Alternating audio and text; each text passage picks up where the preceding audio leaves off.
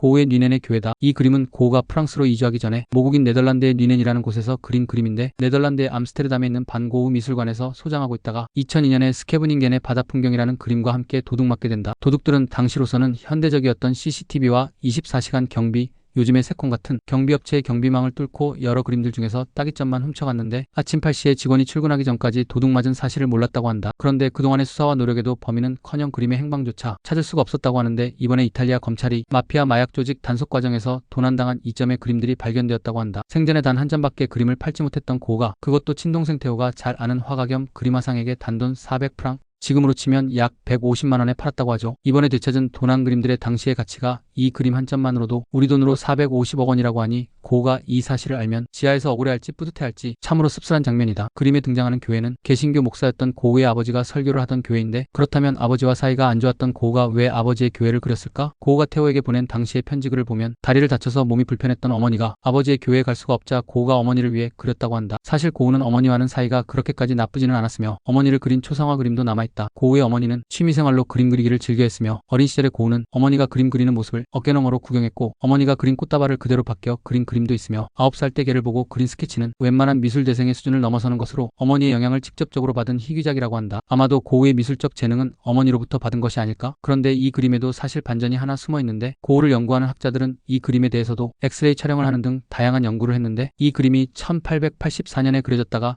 1885년에 수정되었다는 것이다. 엑스레이 촬영 결과 1884년에 이 그림을 그렸을 때는 그림상의 나무들의 잎이 하나도 없었으며 설교를 듣고 나오는 사람들도 한 명도 그려지지 않았다는 것이다. 이 그림은 1884년 2월경에 한겨울에 그려졌으며 당연히 나무에 잎이 없었을 것이고 아버지와 사이가 안 좋았던 고우가 의도적으로 신자들을 그려놓지 않았으며 다음해인 1885년 3월에 갑자기 아버지가 돌아가시게 되자 그해 가을쯤에 나뭇잎들과 사람들을 추가로 그려넣었다고 한다. 생전의 가족은 물론이고 주변 사람들로부터도 인정받지 못하고 37년이라는 짧지만 긴 생애를 자신을 알아주고 이해해주는 그 어떤 일을 기다려왔던 고우. 그 인물이 과부가 된 사촌 누이키 보스였건 임신한 창녀 시엔이었건 동료아가 고갱이 되었건 자기 주변의 이웃인 우체부 조셉 룰랭이 되었건 아마도 그 모든 사람들을 통틀어 가져다 놓는다 하더라도 고우가 진정으로 인정받고 자신을 이해해주기를 바랐던 인물은 바로 자신의 아버지가 아니었을까 하는 생각이 든다. 좀 더 작품 활동을 하면서 사회적으로도 인정받고 미술적으로도 평가받는 모습을 스스로 지켜볼 수 있었더라면 하는 아쉬움이 많이 남는다.